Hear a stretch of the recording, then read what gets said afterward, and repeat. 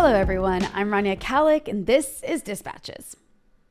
Africa's Sahel region encompasses Mauritania, Mali, Niger, Burkina Faso, and Chad, and is surprisingly neglected in Anglophone discussions of imperialism and the war on terror. This might be because of a general marginalization of all things Africa, but also because it's a traditionally Francophone area, which means there are linguistic barriers for most Americans. This is a shame, because it's a fascinating arena of colonialism, liberation struggles, imperialist interventions, clashes with jihadis, and coups d'etat. To discuss this and more, I'm joined by Hannah Armstrong, a longtime researcher with years of experience living and working in Algeria, Mauritania, Morocco, and then covering the Sahel for the International Crisis Group from her base in Senegal. Hannah, welcome.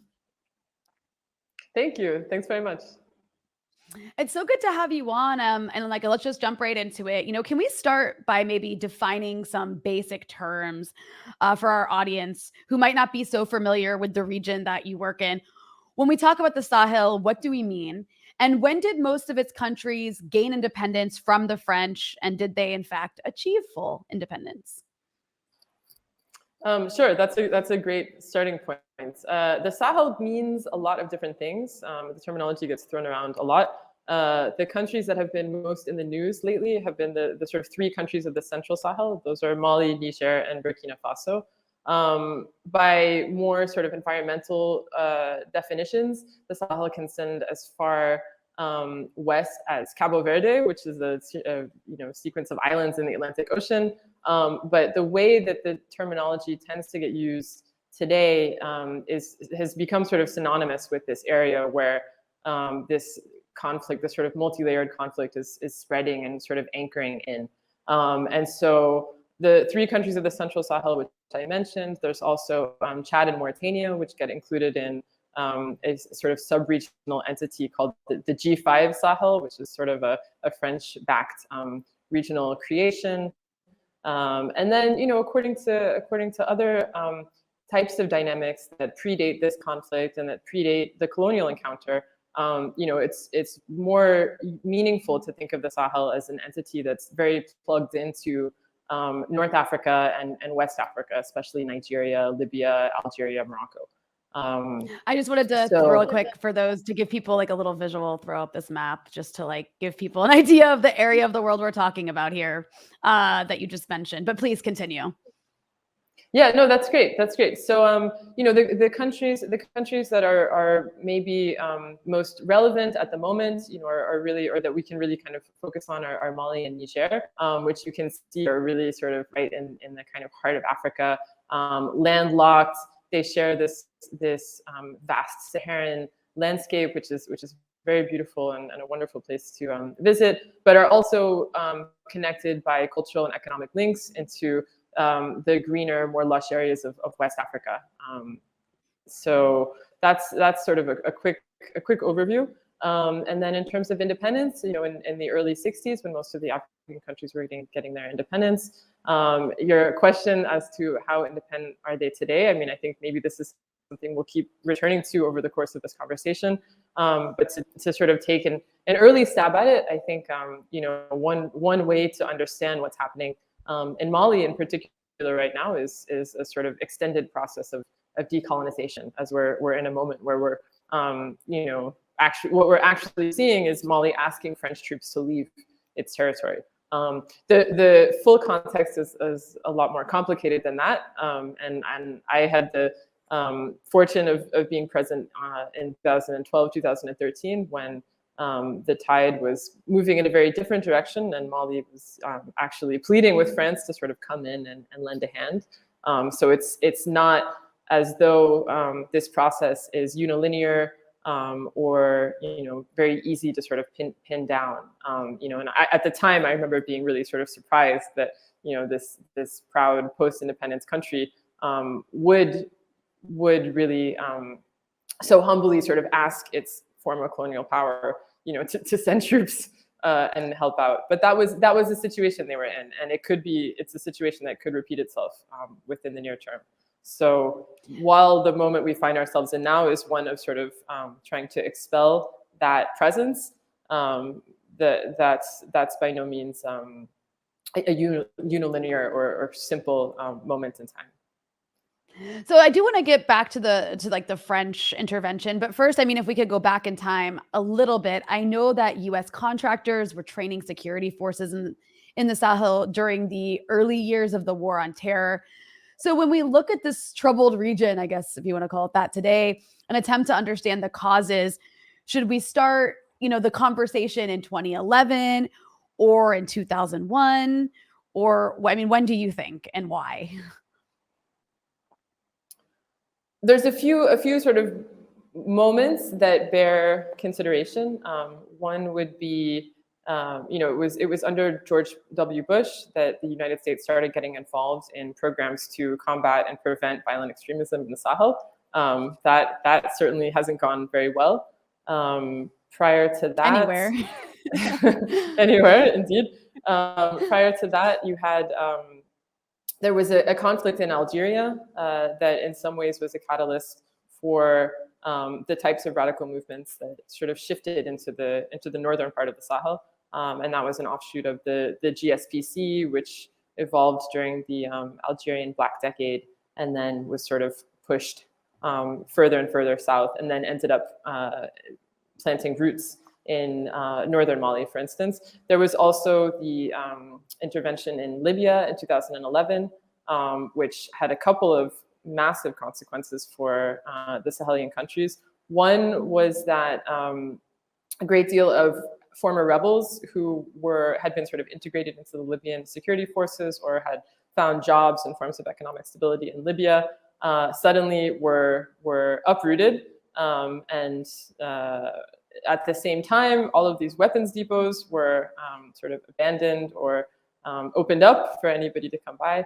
And so you had these sort of huge convoys of rebels and arms that started to drift westward with great consequences for Mali. But that's not to, sometimes the Sahelian countries can try to sort of say, oh, well, if NATO hadn't intervened in Libya, none of this would have happened. The reality is a lot more complex than that, and the circumstances were certainly ripe for a conflict creation. So that might have lit the match, but the things weren't going particularly well. And then just to add sort of one more historical context factor, before Algeria sent before some Algerian radicals started to sort of network with their brothers to the south of the border, there were traditions of West African jihad that arose in sort of anti-colonial contexts and had very strong cultural and political legacies that some of these contemporary extremist movements are really sort of drawing on and at times drawing legitimacy from. So. Yeah. No, that's all those points. I actually want to dig into a few of them, but first I would just thinking about the Middle East where I'm based. The borders matter a little bit more now, but historically they were pretty non-existent in many ways. So I'm just curious, how do borders matter in the Sahel? Do identities and communities and movements transcend borders the way they might have in, let's say, Lebanon, Syria, Palestine? I'm just putting it in my context, but I'm curious how it works there. That's a huge question, and borders are, one of the most important issues. And a lot of the ways that the conflict is evolving really are around the sort of issue of where are the boundaries, where are the borders.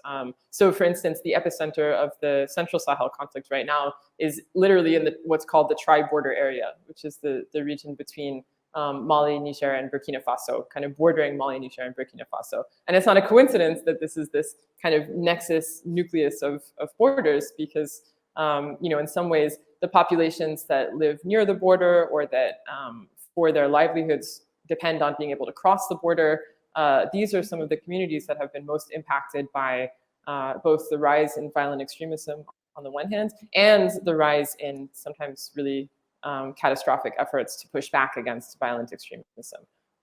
So it ends up the states, which now are themselves saddled with these counterinsurgency projects, where they're finding the communities in border regions are very vulnerable to sort of recruitment by violent extremist groups, in part because being on or among the borders, they've been really sort of marginalized economically. Often they're certain communities, whether pastoralist or Fulani, who have really not been integrated into the state, or who have been actively preyed upon by state forces or by other communities that have worked more closely with states. So there's a sense in which borders become kind of synonymous with, marginalization, underdevelopment. Another factor that's impacting the borders is there's this sort of new push to enforce borders and securitize borders, and this is in part being driven by the European Union, which since 2014, 2015 has been dealing with what it considers a crisis of migrant and refugee arrivals. And so there have been a lot of partnerships where the EU is really sort of pushing the Sahelian states to create conditions of greater security, greater surveillance in border areas, and this has not sort of helped with this trend. Other border dynamics that it's interesting to think about are a little more nebulous, maybe a little more abstract, such as the border between North Africa and West Africa, which is a major sort of doesn't exist as such, but can be found in various conflict dynamics. There's also a sense in which the Sahel, which we've already sort of discussed, as something that's emerging as a geographic entity, which is neither North Africa nor West Africa, used to be, the countries, the 5 countries of the Sahel, 4 of them were considered West Africa, and one of them, Mauritania, was considered North Africa. And so for the 4 that were considered West Africa, they were part of this regional bloc, which was trying to sort of do away with borders within the regional bloc, which has a lot of economic benefits for the population, promotes trade, free circulation of labor, and so and also conflict resolution. The West African bloc, ECOWAS, as a major agent in resolving conflict. So the creation or the emergence of this sort of artificial entity, which is the five countries of the Sahel, creates something a little bit different, with of course a border around it, and in some ways, that is having consequences for mobility, for projects of economic integration, and part of that is related to EU anxiety over the circulation of West Africans, which is really something that the European Union, as it seeks to externalize its borders into West Africa, it hasn't always been aware of some of the implications of these policies in terms of conflict and instability. Well, speaking of implications of their policies, I do want to go back to Libya just for a moment. I mean, obviously, it's more complex than just the NATO intervention in Libya, destabilize the region, and that's it. That said, if you had to lay it out, what chain of events were set into motion by the collapse of Libya that affected the Sahel? Most directly, you had an outflow from Libya of northern Malian former rebels and weapons, heavy weapons. There was some interesting, at the time, people wondered sort of how these caravans were able to move without being detected or prevented by NATO. So there's some different theories behind that. They also swept right through Niger without doing anything and sort of went straight for northern Mali, which had been grappling with the implementation of Al-Qaeda in the Islamic Maghreb, which was sort of this evolution of the GSPC from Algeria, and starting to have more regional projects. So that would be, that would be sort of the most direct consequence. In a broader sense, certainly there have been some, as the Islamic State became an entity within Libya, there was relationships between that and projects in North Africa, and in the Sahel as well. We now have, the Islamic State in the Greater Sahara is one of the 2 main violent extremist organizations that is doing pretty well for itself in the Sahel. And and also the sort of the crumbling of the state. Libya certainly had there was certainly a lot you could criticize Gaddafi for and the Libyan state for, and that's very important to do. But there was at that point a state in place that had institutions that was controlling the borders, and I was in the region at that point, and in Algeria a couple of years later, and the security consequences for the region of the border control on the Libyan side of the border just sort of crumbling have been immense. That includes Tunisia, that includes Algeria, that includes Niger, Chad, and eventually Mali, which ended up probably having the worst consequences. So that's a huge regional echo of that intervention. Of course, the African Union had really warned that this was very likely to happen. Algeria also, had actively warned, that recklessness in Libya would have massive consequences for the continent, and we're still seeing those consequences play out. But again, I mean, just to add, I think sometimes this becomes something that leaders of Sahelian countries will try to play up in the sense of, you brought the problems, the West created the problems, and the reality is, if things had been going better, the impact would certainly not have been as catastrophic as it's been. Yeah, that makes sense.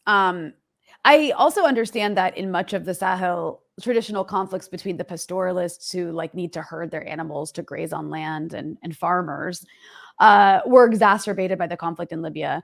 Like, some pastoralists had learned to make money by the gun in Libya and then came back and used those skills in local conflicts over land, which you kind of alluded to a little bit. But how have these local conflicts, which obviously have their local dynamics to them, apart from Libya, but how have they changed because of events in Libya? It's a little less direct than that. I'm not aware of pastoralist groups that were shunted out of Libya due to the conflict. But to sort of take an example of how local conflict has been exacerbated by sort of counter-terrorist efforts, I would kind of invite a look at the Mali-Niger border, which is an area where that had witnessed rebellion before, that had witnessed communal militias before, where you have different communities. Some of them are pastoralists, some of them are semi-pastoralists, some of them are farmers, and for decades, there had been sort of competition between these groups. And in the wake of the rebellion in Mali, so this is kind of a complicated chain, but so you had, rebels who left Libya and started rebellion in northern Mali. The rebellion in northern Mali, which got hijacked by violent extremist groups who ended up sort of pushing the rebels out and taking control themselves of the main urban centers of northern Mali. The sort of arming of these groups as they advanced southwards created pressure on other communities to pick up arms for self-defense. And then as you had external actors come in, such as the French Operation Barkhane, come in to try to undertake counter-terror operations or support local self-defense groups that, claimed to be going up against the violent extremists. At times you had, certain communities targeting other communities for their own reasons, and using the agenda of counterterrorism to sort of try to promote their own interests or try to, secure access to land or water resources or carry out reprisals against communities.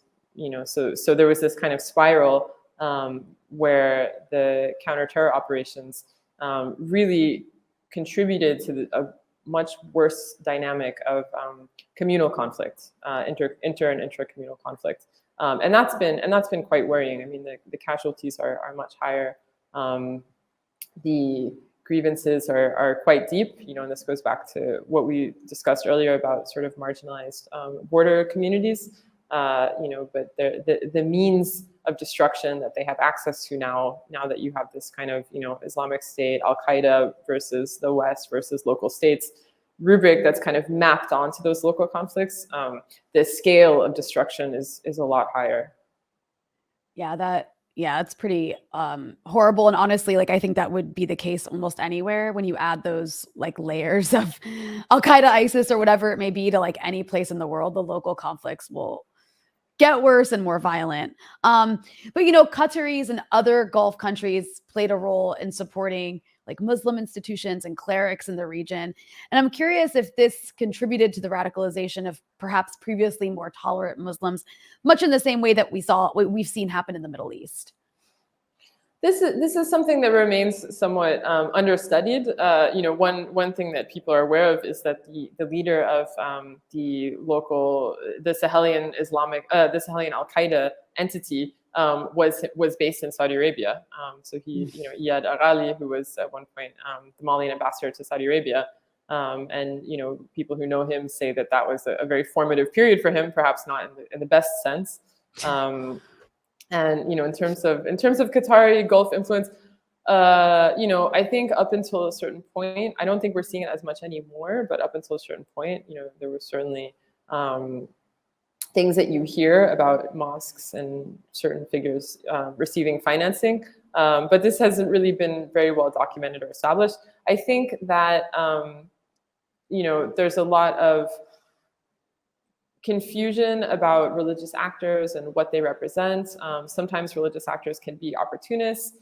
They might present themselves as allying with, Muslim Brotherhood or Salafism, or against those types of ideology. But the reality is the local religious context is quite complex and is not very well understood by actors in the Gulf. So certainly money was coming in. That's not surprising. From some of the world's richest countries to some of the world's poorest countries. I think there was some chaos that may have resulted from that. But we're not really seeing that anymore. Is my sense. And I think some religious entities have actually been kind of shrewd about balancing, Qatari offers of support against Saudi offers of support, for instance. So it's interesting to see how efforts to sort of impose, or cultivate, certain more exclusive strands of ideology are being frustrated by, an almost natural sort of plurality on the ground. And the religious landscape is quite wonderfully diverse. It's all overwhelmingly Muslim, but you have a lot of animism, you have a lot of different local practices. So that's sort of a source of cultural richness under good circumstances. So then it kind of raises the question of like how much of the phenomenon of jihadism in the Sahel is about ideological support for like Al Qaeda or ISIS rather than pre-existing tensions having to do with ethnic or other identities or like socioeconomic tensions and so on. I don't know if you want to speak to any of that. Yeah, it's absolutely most of the time it's really a vehicle for other types of grievances.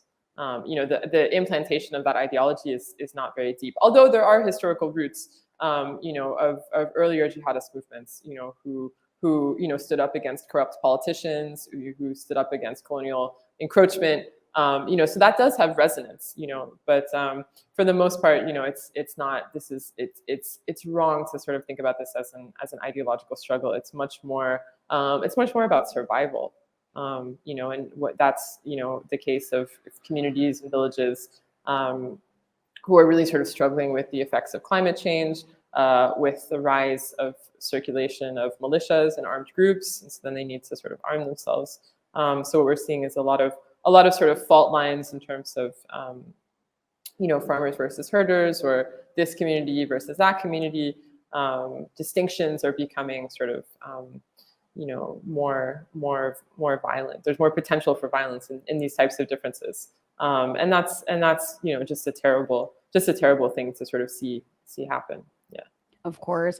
And then in that sense, like how connected are groups like Al Qaeda or ISIS in this region to the sort of central leadership based in the Arab world? Because I feel like sometimes in news media, especially like in sort of ISIS, the peak of ISIS, you'd have like some like some group in some African country be like, we're the ISIS of this country, and I'm like, but are you even really talking to ISIS? Like so yeah, how connected is there actually a connection between the groups in the Sahel who claim to be Al-Qaeda or ISIS to that central leadership? I can't really speak to that in detail. I mean, there are people who kind of monitor that more closely. For instance, the Islamic State, there's competition. Sometimes you have different Islamic State chapters in the region, sort of competing with each other to get the attention and resources from the Central Islamic State. The Central Islamic State, did include references to local groups in its communications at times when it wasn't doing very well elsewhere. But I think this isn't sort of a priority area for those organizations. It's somewhat on the margins. One thing I will say that has been sort of advantageous and empowering about belonging within those networks and those organizations is that it tends to do a better job of sort of overlooking the types of differences that are being that are heating up. And promoting unity, as Muslims, as people in this organization. So it's interesting to note that the one of the things that really sort of propelled the Al-Qaeda affiliate in the early years of this crisis, in 2013, 2014, is that unlike the rebellion, the largely Tuareg rebellion that it sort of piggybacked in on. That was about the interests of Tuaregs or the interests of certain ethnic groups, largely based in the north, and the groups affiliated with extremists at that point, were coming in with a very different message that was much more inclusive and much more about promoting national unity, not national unity, but sort of promoting unity among different groups. And I think that that distinction still sort of holds. When you look at there's a temptation. Sometimes analysts will sort of look at the Islamic State in the Greater Sahara, which is really based along the Mali-Niger border, as a largely Fulani group. But when I was studying it closely a couple of years ago, the dynamic at that point was they were really succeeding in recruiting members of all of the different ethnic groups. So you had, in terms of the armed actors on the ground, you had French counter-terror soldiers, you had ethnic self-defense groups, which were getting support from French counter-terror operation, and then you had these violent extremists who actually had a much more inclusive approach and who were succeeding in creating these units where you had mixed, coordinating between these different communities who, in a different context, were fighting against one another. So there's a power, it's unfortunate that the unification trend is on that side. And the states really sort of, are in a position of needing to sort of win hearts and minds, which is never a good phrase, but they sort of need to get back that this unification. But instead, what we see is, abuses we see security forces going out and sort of, massacring members of certain communities. So they're not making it easier for themselves. No, not at all. And then just to bring it back to the French, who are so important in this region, like both historically and in the last 2 decades. Why do the French care so much about the Sahel? Is it like this attachment to their former colonies? Is it economic interests, like purely imperialist? Is it genuine security concerns? Like, what is it that compels them to have this sort of like parental style of dealing with this region? There's a lot to say on this question. So much I don't even know where to start. But the first thing I'll say is on the ground among Sahelian populations, there's a very strong perception that the French want the resources. That this is very resource-rich territory, and the French are there to sort of gain access to the resources. And this is really sort of inaccurate. It's not a very resource-rich territory. Areas that do have resources are increasingly contracting with the Chinese. The French have their main economic interest in terms of extractive industries is in uranium in northern Niger, and they've really sort of they've been decreasing production and exploitation in that area for years. So it's important to kind of not get swept away in that argument. What are the French? What is the argument? I would say the most salient, the two things that I would kind of lead with are this is an area where France has an opportunity to behave like a superpower. It can come in with troops and helicopters and right the things that have gone wrong. France doesn't have many areas where it is an opportunity to sort of behave like a superpower. So that's a very important aspect of France's sort of geopolitical attachment to the Sahel. I do just want to add one thing about resources real quick, because I would be remiss not to mention this. This is according to Oxfam. Something like a third of French lamps or whatnot, light bulbs, however you want to put it, are receive electricity due to uranium from Niger. So I know it's not the only reason France would get involved, but that is one thing that I have heard people say in their complaints, that France just wants our resources. Is this statistic is often highlighted. I just want to throw that out there.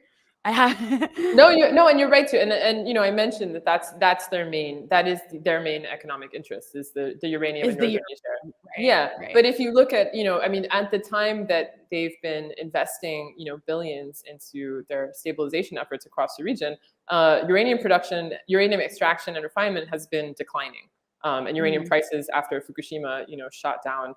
And so there was a lot of uncertainty. We may see some changes now with the pressure with the crisis in Ukraine for transition to maybe we might see more we might see uranium production going up. That's not clear yet, and France certainly has reserved the right to kind of decline production and then go up again. And that's a whole other kind of conversation, which has very real consequences for the Nigerian economy and is anchored in France sort of creating a cartel of Nigerian uranium, and there's some great research that's been done on that. So it does have material extractive interest, but that's restricted to northern Niger. Right. And there's nothing in Mali. And when you look at the sort of that's a separate subject, but it's something that gets kind of carelessly tossed around, in my opinion. I think what's really kind of pulling France into the region is like I said, this kind of opportunity to behave like a superpower and be seen as a superpower on the world stage by other superpowers, and that's an important part of France's identity and how it sees itself, as having a stature. It may not have the means that the United States has, but this is a way for it to sort of say, well, we're doing that too. We're here fighting terrorism, stabilizing countries. It may not seem to you and I like something that you would boast it's the about. American, it's the American in me. Well, the American in me is instinctively the French think they're a superpower, but also, ew, don't be a superpower. But yeah, I hear you. Yeah. And then another thing that I would mention in this context that I think is sort of pulls France into the Sahel is there's this sort of romantic attachment to the Sahara as the extreme edge of the universe, and it's this sort of theater where French troops can really prove their French weapons can do their thing, and French soldiers can be real men, in this spot that's just one of the most extreme environments on the planet, and this harkens back to what was referred to in the 19th century as the French penetration of the Sahara, when you had these missions, these expedition missions that were sent from the colonial office in Paris to try to just cross certain parts of the desert, usually ended up in cannibalism and horrible deaths for the French soldiers who were involved in them. But it made for a good novel. But there was the project carried a certain there was something very seductive about this area for that political project, and I think that still exists. It's a very rough environment, and I think there's something about that is inherently sort of activates this desire to sort of prove oneself, especially in a military context. It's like that European explorer vibe, I guess. So then in that case, like what was the impact of the French intervention, and did it actually end up pouring more fuel onto the fire? Did it actually help? I don't think it did, but I'll let you be the judge. I mean, the impact of the French intervention is something that we'll be, kind of discussing. I think it's too early to say what the impact is. In the short term, it arrested the southward advance of violent extremist groups, which was what Malians asked the French to come and help them with. And it achieved that, and it kind of created a security structure and an international stabilization infrastructure that kind of allowed for making progress in terms of negotiating with armed actors in northern Mali, who were the ones who triggered the crisis in the first place. But as that was happening, the conflict was sort of shifting south from northern Mali into central Mali. And in that case, as it was shifting, or factors pushing the shift, are related to the military intervention, which did in ways that it sort of worked with security forces or worked with ethnic militias and self-defense groups, just created a really reckless, terrifying militarization of the entire region, where everybody's sort of had to take up arms, and where various fault lines that had lain dormant or had been managed have just erupted in flames. That's horrible. And then why did other European countries get involved, like the Germans, for example, or others? Did they just want to show support for the French? Was this about preventing more Africans from coming to Europe? Was it a mix of both? The French made a very good case that this region urgently needed stabilization efforts. Now, are there any risks that this region poses to Western Europe? Not at all. From the Western European, in terms of attacks, certainly not. There hasn't been a single attack on European soil that's been linked to extremist groups in the Sahel. One area where Europe has come to see this region as posing a risk to it is migration. So not that the area is generating so many migrants, but Niger in particular is sort of a hub for sub-Saharan migration up through northern Niger and then across Libya and over into Europe.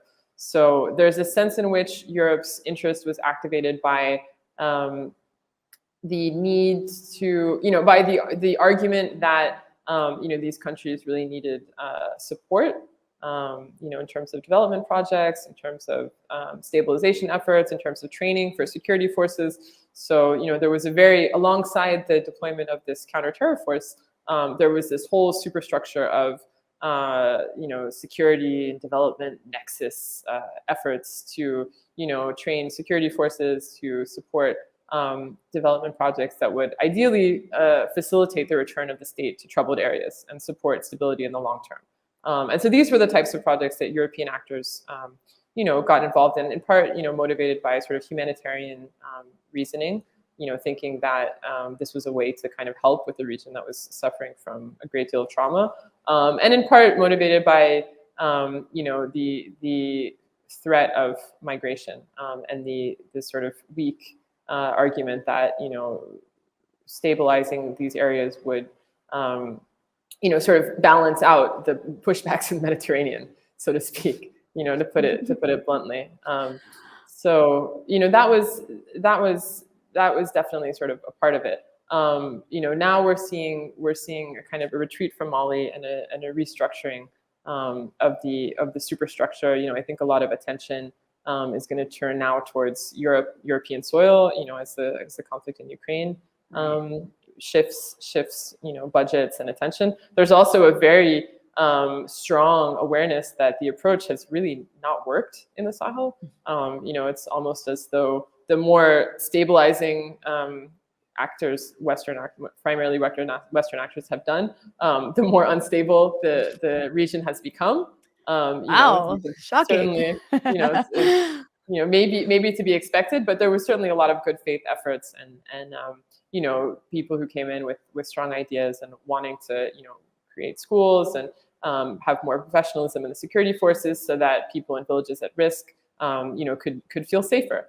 But it certainly hasn't worked out as planned. And the clearest symbol of that is Mali, the main country where this superstructure of stabilization has been focused. After almost a decade of counterterror deployments and very expensive training of the security forces, had one coup after another in 2020 and 2021. And then, of course, beyond the offense of Western trained security forces toppling democratic governments, you have the reality that a lot of Malians feel like the military is actually a more democratic actor than the allegedly democratic administration it toppled, which did have Western support. So that kind of gives you a sense of how complex the political landscape has become, and how, to what extent Western stabilizing actors were really sort of in over their heads. Now since the second coup, there's just a sort of people are getting out. They're just kind of getting out. There's not much they can do. So why, speaking to the issue of the coups, like why so many coups in Mali? What can you tell us what happened? Why so many coups in Mali? I mean, it's a lot in a very short amount of time. It's a lot of coups. A lot of coups. Lots of coups in the region. The region has a great knack for coups. I mean, in a nutshell, what's the democratic, the political prospects of democratic administrations have been, basically democratic. I want to say, I'm not saying regimes, because that you can't say democratic regimes, but so democratic rule, has often been more associated with external funding and validation, and less associated with domestic stability and actual genuine democracy and grassroots legitimacy. So, one thing that we keep seeing again and again, and we've seen it in Burkina a couple of times, and we've seen it in Guinea, and we've seen it in Mali a couple of times within the span of 18 months, and we've certainly seen it in Niger, is that sometimes the military is able to sort of step in, and this isn't the type of coup. Often these aren't the types of coups that you think of, where the military is seizing power. Sort of bad military dictators are seizing power. If you look at the public reception or public support for these coups, it's enormous, and it really sort of speaks to how flawed the supposedly democratic processes are in these countries. And that's the kind of focal point of Western support for these countries, is promoting democracy, creating improving elections, improving institutions, and this idea of democratization. And the insistence of these coups coming one after the other, and always with generally with a strong degree of popular support, really sort of speaks to how theatrical those types of democratic, I'm going to say, regimes have been, and how often they're really performing for outside donors and not responding to the needs of their constituencies. So sometimes the militaries are appearing better poised to do so. Of course, that doesn't tend to last very long. But who else is going to do it? Is how it's perceived. Yeah, it's funny when you're like democratic regime. It doesn't seem like the right way to put it. I think sometimes I get confused, like, about what we mean when we say democracy too. Because is it just elections? Like, is it just elections? If there's no grassroots support, like, do elections just mean democracy? I don't know. But that's a conversation for another day. But, you talked about the Europeans leaving and kind of the coup being a part of it. Did the French really have a moral objection to this? Or did they want to leave Mali anyway? Like, you also mentioned, like, a change in priorities. And this is obviously more speculation than, I know you're not like inside the French government, but I'm sure you talked to people. Yeah, yeah. There were plans to. The French didn't want to leave Mali, but there were certainly already plans in place to sort of transfer the ownership from France to Europe, which sort of came as it became clear that the approach wasn't really working. And of course, this was very very expensive. The French were spending a lot of money on this. So while the French kind of tactic at that point in sort of 2020. End of 2019 or beginning of 2020 was to sort of transfer ownership over these apparatuses, from France to sort of Europeanize the intervention, which had been led by France, but had robust support from Europe, also from the United States.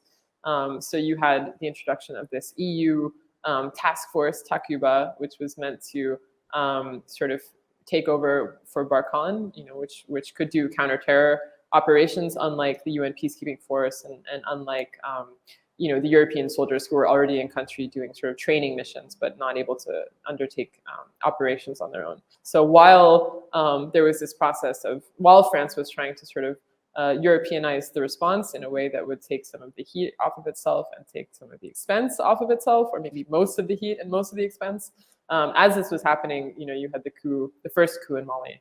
And then that only didn't get resolved, but it got sort of doubled down on with the second coup. So what's happening now is these entities are shifting to Niger. They're kind of setting up in Niger, Barkhane, Takuba, and so there's a big question of what impact their presence, coming off of what can't quite be qualified as a success in Mali, is going to have in Niger, which has a lot of the same vulnerabilities that Mali does. And then are there any security risks associated with the French departure, or are they even really leaving? My understanding of the French departure from Mali is they're dragging their heels. The Malians have made it very clear that they're no longer welcome there. But it's a kind of a messy situation that takes some time. And were there to be another coup, for instance, or some sort of event that shifted power in the capital, the next people to come might say, "Oh, well, France, we really would like you to stay." So there's, of course, an advantage in not just moving as quickly as possible. There's also a sense in which, there's a really strong embargo, being supported against the transitional authorities and against the country, which is really affecting Malians, which is really pretty outrageous when you think about everything that Mali has been through and that Malians have been through, to sort of add punitive sanctions on top of that, sanctions which at this point have lasted quite a while, are imposed by the West Africa bloc, ECOWAS, but, with a lot of perhaps encouragement from France.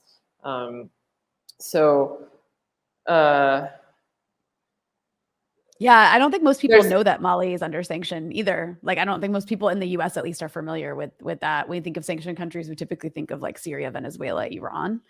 Yeah.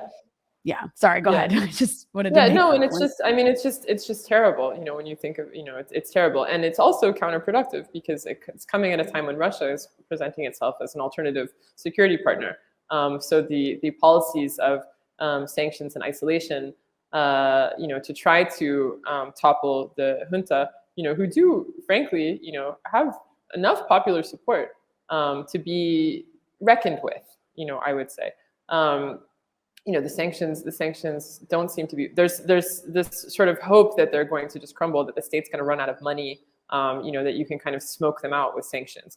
I don't know. Has that ever worked anywhere? No, it actually hasn't. No. Cuba's still going pretty strong. Yeah. I mean, how many decades, it always seems to have the opposite effect. No, I mean, it does. Obviously, it does do tremendous damage. Of course, I'm sure you've seen the impacts of that. I've seen the impacts of that in various countries. But yeah, absolutely. There's probably, I think there's been a study done before, and there's not a single example of a government falling because of sanctions. So Yeah, and in this case in particular, when you think about what Malians are going through in terms of the conflict, when you think about rising food prices, and then you think about the fact that the neighboring states, still have the land borders. It's a landlocked country, and their neighbors have sealed the land borders. With the exception of Guinea, which has its own coup regime in place, and now there's this sort of brotherhood of coups that's emerging. But to get back to Russia, there's the effects of these policies of sanctions and isolation are to really sort of push the transitional authorities to rely more on Russia as an alternative security provider or as some sort of partner internationally. And we've seen, very quickly some of the terrible consequences of that with a, purportedly counter-terror raid that took place undertaken by Malian security forces with the mercenaries from the Kremlin-linked Wagner group, and they killed which you recently wrote about. Which you recently wrote about for The Nation, I should add. But I actually want to ask you about Russia in this context. I mean, of course, I'm not surprised the Europeans are really good at shooting themselves in the foot in terms of what's in their interest. But when did Russia start poking around the Sahel, and what are its motives? And can you explain like where they are and what they're doing, as far as you know? Russia and Mali have relations that date back to the 60s, and Russia has been, most Malian arms are purchased from Russia, so it's not new. That's of course at the state level. The contract with the Wagner group, it hasn't been confirmed by the Malian authorities, but I think Lavrov, or a senior Russian official, sort of blurted it out recently, that Wagner is in fact in Mali, sort of an open secret. That's a new development.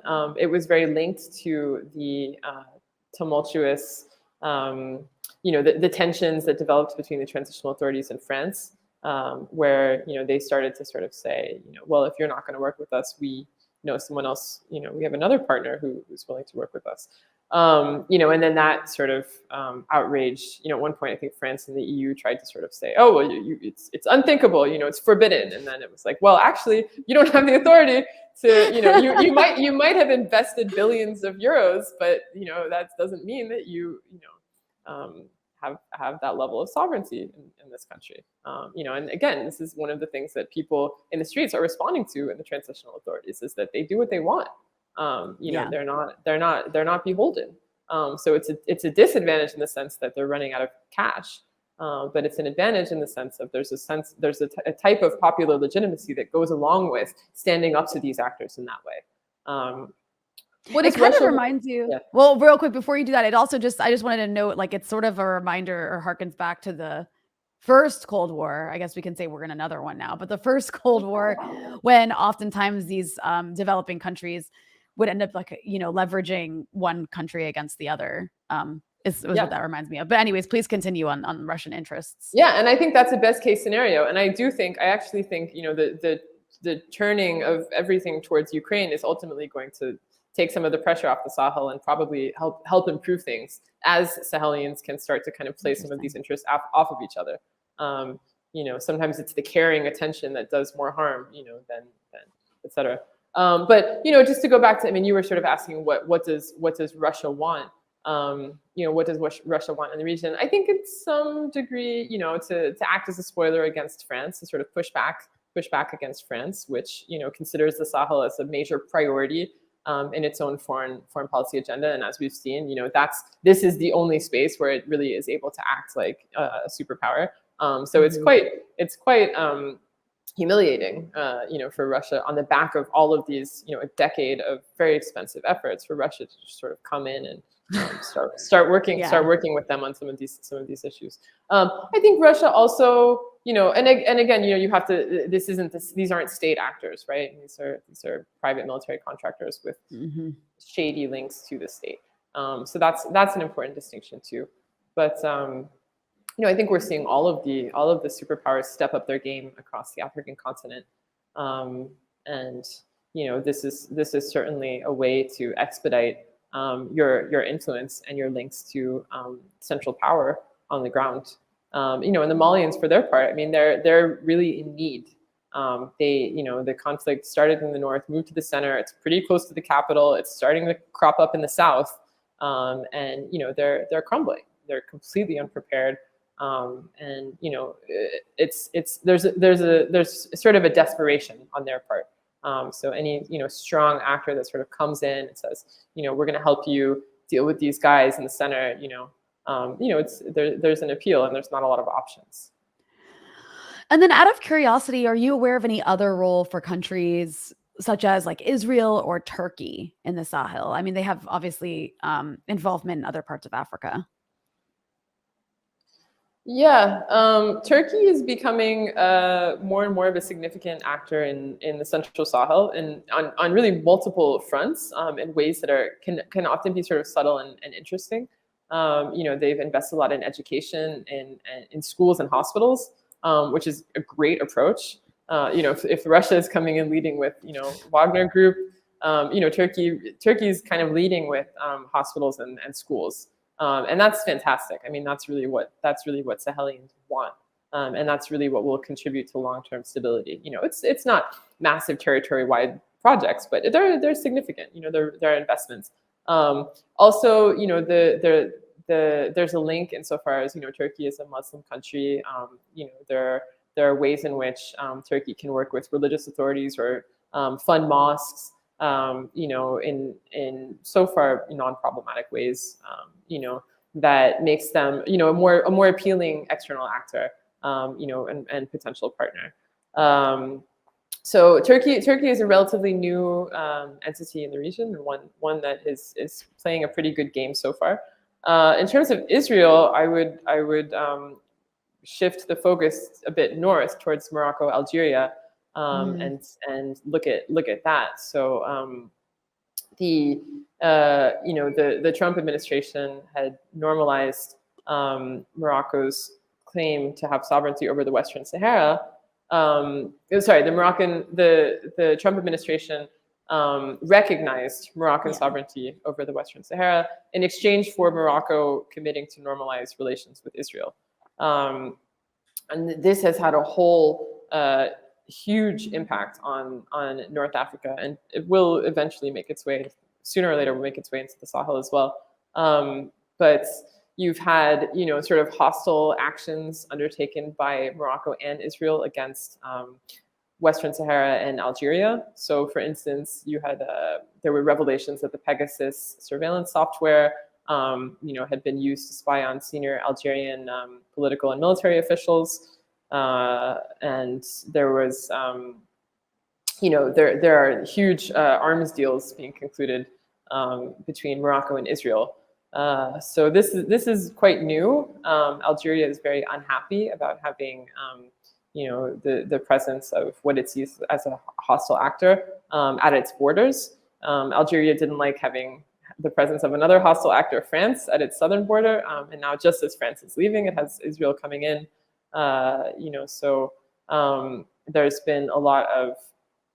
There's been a sort of rapid escalation in tensions between Morocco and Algeria that hasn't received a lot of attention, and that can be problematic. I had a piece out just yesterday on some of the escalation and sort of how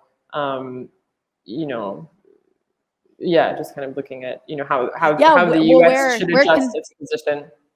Where can we find? I was just going to ask, where can we find this? I can actually link to it in the description.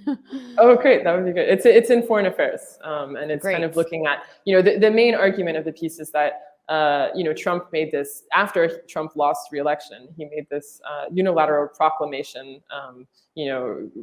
recognizing Moroccan sovereignty over this territory that has been disputed for 50 years, reversing decades of neutral U.S. policy. And there was expectations that when Biden came in, he would perhaps walk this back or do something to mitigate the fallout of it. And so far, we haven't really seen that, but we have seen the consequences of trading off, Moroccan sovereignty in the Western Sahara for Morocco recognizing Israel, which was, a bad deal because Morocco and Israel have had very close cultural, economic, like they weren't at war for decades. Yeah, they were in fact very, very close to one another. Yeah, and has set off, a chain of really destabilizing regional events. Yeah.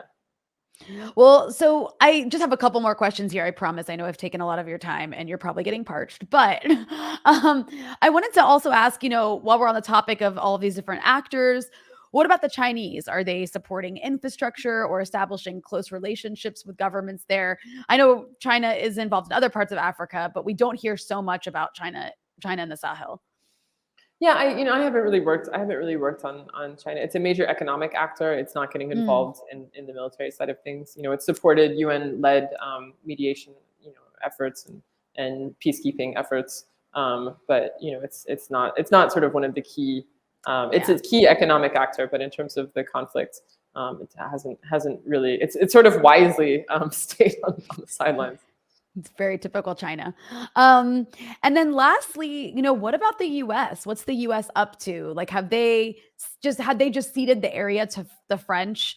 And will they try to compete with the Russians now that Russia is getting involved or is involved? The U.S. has been, from what I've seen, the U.S. has been very happy for France to sort of take the lead. In Mhm. part because the advantage of that is, of course, if things go very wrong, no one's slamming the U.S. for the catastrophes in Mali. But they have provided key forms of support, to different aspects of stabilization efforts, and to Operation Barkhane in Mali and across the Sahel. We're seeing, we haven't really seen much. We're kind of waiting to see what posture the Biden administration might adopt. Under Trump, we had for the first time a U.S. special envoy to the Sahel. That was I would say it's a really important position and one that should be maintained.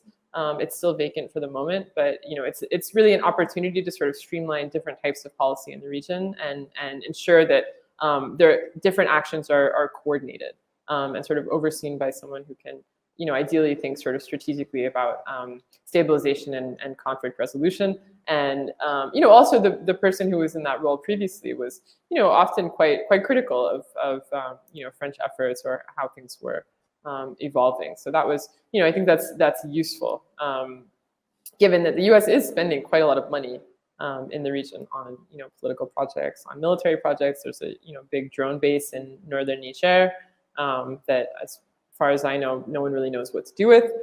It's active, but it's not really clear what sort of strategy it fits into or how it's going to be used.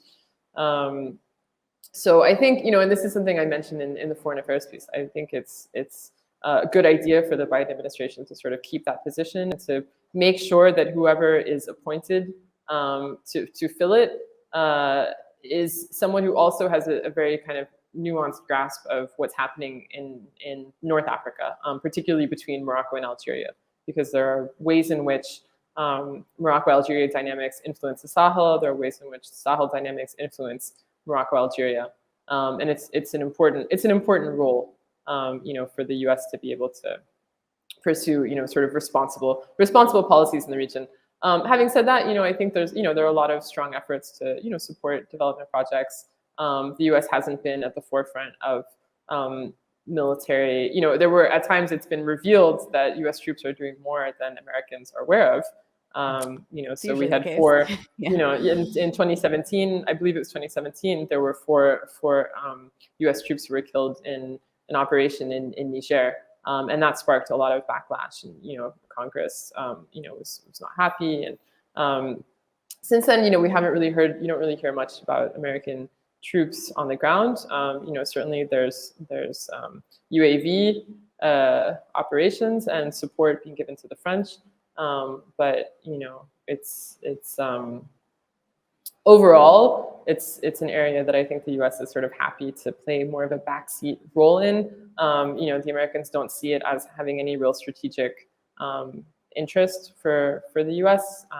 As compared to, for instance, the coastal countries, that do have oil. So it's in the name of the global war on terror, there's support for French efforts to go up against Al Qaeda and the Islamic State. But the U.S. isn't in a leadership role in that area, and I think it's at some times could actually play a more, in part because it's disinterested, could actually play a more useful role in that area, as a counterweight to other actors.